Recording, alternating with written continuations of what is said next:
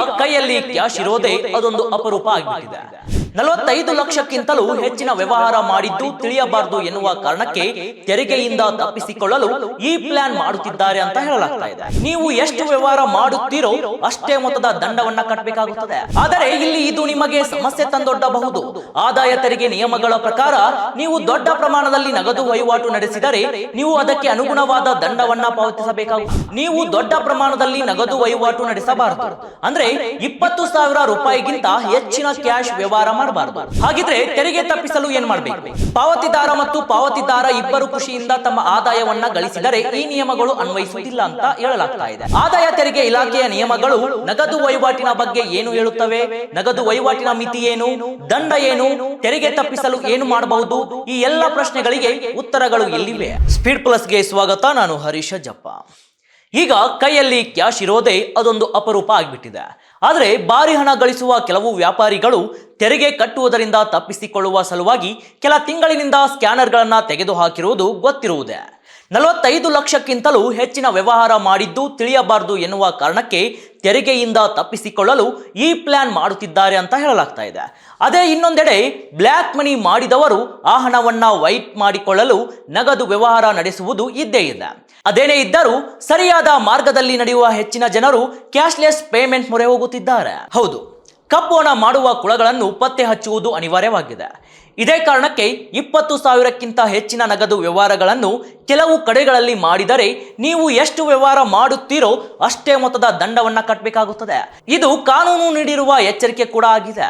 ವಿಶೇಷವಾಗಿ ಕುಟುಂಬ ಸದಸ್ಯರು ಅಥವಾ ಸ್ನೇಹಿತರಿಂದ ಹಣವನ್ನ ನೀಡುವಾಗ ಅಥವಾ ಸ್ವೀಕರಿಸುವಾಗ ಇಲ್ಲ ಜನರು ಹೆಚ್ಚಾಗಿ ನಗದು ವ್ಯವಹಾರ ನಡೆಸುತ್ತಾರೆ. ಕೆಲವರಿಗೆ ಬ್ಯಾಂಕ್ನಲ್ಲಿ ಎಷ್ಟೇ ಕೋಟಿ ಇದ್ದರೂ ಕೈಯಲ್ಲಿ ಒಂದಿಷ್ಟು ಸಾವಿರ ಕ್ಯಾಶ್ ಇದ್ದರೇನೋ ಖುಷಿ.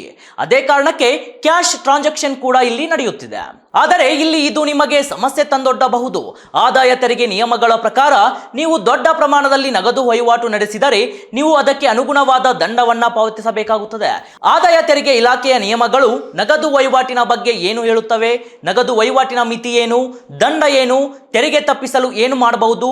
ಈ ಎಲ್ಲ ಪ್ರಶ್ನೆಗಳಿಗೆ ಉತ್ತರಗಳು ಎಲ್ಲಿವೆ?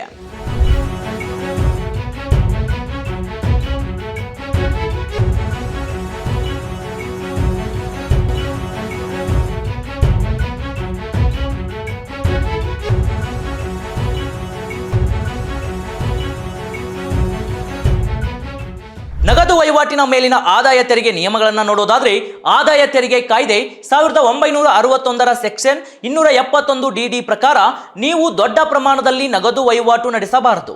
ಅಂದ್ರೆ 20,000 ರೂಪಾಯಿಗಿಂತ ಹೆಚ್ಚಿನ ಕ್ಯಾಶ್ ವ್ಯವಹಾರ ಮಾಡಬಾರದು. ನೀವು ಹಾಗೆ ಮಾಡಿದರೆ ನೀವು ಸ್ವೀಕರಿಸಿದ ಅಥವಾ ನೀಡಿದ ನಗದು ಮೊತ್ತದಷ್ಟೇ ದಂಡ ವಿಧಿಸಬಹುದು. ತೆರಿಗೆ ಇಲಾಖೆಯ ನಗದು ವಹಿವಾಟುಗಳ ವಿರುದ್ಧ ಸಲಹೆ ನೀಡುವ ಕರಪತ್ರಗಳನ್ನು ಕೂಡ ಆಲ್ರೆಡಿ ಬಿಡುಗಡೆ ಮಾಡಿದೆ.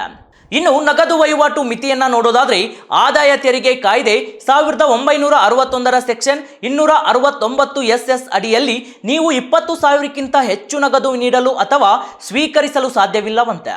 ಈ ನಿಯಮವು ಸ್ನೇಹಿತರು ಅಥವಾ ಸಂಬಂಧಿಕರೊಂದಿಗಿನ ವಹಿವಾಟುಗಳಿಗೂ ಅನ್ವಯಿಸುತ್ತದೆ. ಈ ನಿಯಮವನ್ನು ಪಾಲಿಸಲು ವಿಫಲವಾದರೆ ಸೆಕ್ಷನ್ 271 ಡಿಡಿ ಅಡಿಯಲ್ಲಿ ದಂಡ ವಿಧಿಸಬಹುದು. ಇದರ ಅರ್ಥ ನೀವು ಯಾರಿಗಾದರೂ 25,000ಕ್ಕಿಂತ ಹೆಚ್ಚಿನ ವಹಿವಾಟು ನಡೆಸಿದರೆ ನೀವು ಆದಾಯ ತೆರಿಗೆ ಇಲಾಖೆಗೆ 25,000 ರೂಪಾಯಿ ದಂಡವನ್ನ ಸಹ ಪಾವತಿಸಬೇಕಾಗುತ್ತದೆ. ಹಾಗಿದ್ರೆ ತೆರಿಗೆ ತಪ್ಪಿಸಲು ಏನ್ ಮಾಡಬೇಕು? ನೀವು ಯಾರೊಂದಿಗಾದ್ರೂ ಹಣದ ವಹಿವಾಟು ಮಾಡಬೇಕಾದ್ರೆ ಖಾತೆ ಪಾವತಿದಾರರ ಚೆಕ್ಗಳು, ಖಾತೆ ಪಾವತಿದಾರರ ಬ್ಯಾಂಕ್ ಡ್ರಾಫ್ಟ್ಗಳು ಅಥವಾ NEFT, RTGS, UPI ಇತ್ಯಾದಿ ಎಲೆಕ್ಟ್ರಾನಿಕ್ ವಿಧಾನಗಳ ಮೂಲಕ ಮಾತ್ರ ಮಾಡಬೇಕಾಗುತ್ತದೆ. ಈ ನಿಯಮಗಳು ಕೆಲವೊಂದು ಸಂದರ್ಭಗಳಲ್ಲಿ ಅನ್ವಯಿಸುವುದಿಲ್ಲ. ಅವುಗಳನ್ನು ನೋಡುವುದಾದ್ರೆ ಯಾವುದೇ ಬ್ಯಾಂಕ್, ಅಂಚೆ ಕಚೇರಿ, ಉಳಿತಾಯ ಬ್ಯಾಂಕ್ ಅಥವಾ ಸಹಕಾರಿ ಬ್ಯಾಂಕ್ಗಳಲ್ಲಿ ಈ ಅನ್ವಯಿಸುವುದಿಲ್ಲ. ಕೇಂದ್ರ, ರಾಜ್ಯ ಅಥವಾ ಪ್ರಾಂತೀಯ ಕಾಯ್ದೆಯಡಿಯಲ್ಲಿ ರಚಿಸಲಾದ ಯಾವುದೇ ನಿಗಮ, ಕಂಪನಿ ಕಾಯ್ದೆ 2013 ಸೆಕ್ಷನ್ 2/45 ನಿರ್ದಿಷ್ಟಪಡಿಸಿದ ಯಾವುದೇ ಸರ್ಕಾರಿ ಕಂಪನಿ ಆಗಿರಬಹುದು, ಯಾವುದೇ ಅಧಿಸೂಚನೆ ಸಂಸ್ಥೆ, ಸಂಘ ಅಥವಾ ಸಂಘ ಸಂಸ್ಥೆಗಳನ್ನ ನೋಡಬಹುದು. ಪಾವತಿದಾರ ಮತ್ತು ಪಾವತಿದಾರ ಇಬ್ಬರು ಖುಷಿಯಿಂದ ತಮ್ಮ ಆದಾಯವನ್ನ ಗಳಿಸಿದರೆ ಈ ನಿಯಮಗಳು ಅನ್ವಯಿಸುವುದಿಲ್ಲ ಅಂತ ಹೇಳಲಾಗ್ತಾ ಇದೆ. ಇನ್ನ ಸೆಕ್ಷನ್ 269 ST ವಿಭಾಗದ ಅಡಿಯಲ್ಲಿ ಈ ಒಂದು ನಿಯಮವನ್ನ ನೋಡೋದಾದ್ರೆ ನೀವು ಯಾವುದೇ ವ್ಯಕ್ತಿಯಿಂದ ಒಂದೇ ದಿನದಲ್ಲಿ 2 ಲಕ್ಷಕ್ಕಿಂತ ಹೆಚ್ಚಿನ ನಗದು ಪಾವತಿಯನ್ನ ಸ್ವೀಕರಿಸಲು ಸಾಧ್ಯವಿಲ್ಲವಂತೆ. ದೊಡ್ಡ ನಗದು ವಹಿವಾಟುಗಳನ್ನು ತಡೆಗಟ್ಟಲು ಈ ನಿಯಮವನ್ನ ವಿನ್ಯಾಸಗೊಳಿಸಲಾಗಿದೆ. ಚೆಕ್, ಡ್ರಾಫ್ಟ್ ಅಥವಾ ಡಿಜಿಟಲ್ ಪಾವತಿ ವಿಧಾನವನ್ನ ಬಳಸಿ, ಇಲ್ಲದಿದ್ದರೆ ನೀವು ಅದೇ ಮೊತ್ತದ ದಂಡವನ್ನ ಪಾವತಿಸಲು ಹೊಣೆಗಾರರಾಗುತ್ತೀರಿ ಅಂತ ಸ್ಪಷ್ಟವಾಗಿ ಹೇಳಲಾಗ್ತಾ ಇದೆ. ಏನೇ ಹೇಳಿ ವೀಕ್ಷಕರೇ, ಈ ಒಂದು ಹಣದ ವಹಿವಾಟು ಅಥವಾ ವ್ಯವಹಾರ ಏನಿದೆ ಇಲ್ಲಿ ಕಾನೂನುಬದ್ಧವಾದ ರೀತಿಯಲ್ಲಿ ನಡೆಸಬೇಕು. ಇಲ್ಲವಾದರೆ ಕಾನೂನು ಯಾವ ರೀತಿ ಕ್ರಮ ತೆಗೆದುಕೊಳ್ಳುತ್ತದೆ ಎಂಬುದು ಈಗಾಗಲೇ ಗೊತ್ತಾಗಿದೆ. ಇದಾಗಿತ್ತು ಈ ಕ್ಷಣದ ಅಪ್ಡೇಟ್. ನೋಡ್ತಾ ಇರಿ ಸ್ಪೀಡ್ ಪ್ಲಸ್ ಕರ್ನಾಟಕ, ನಿಮ್ಮಿಂದ ನಿಮಗಾಗಿ.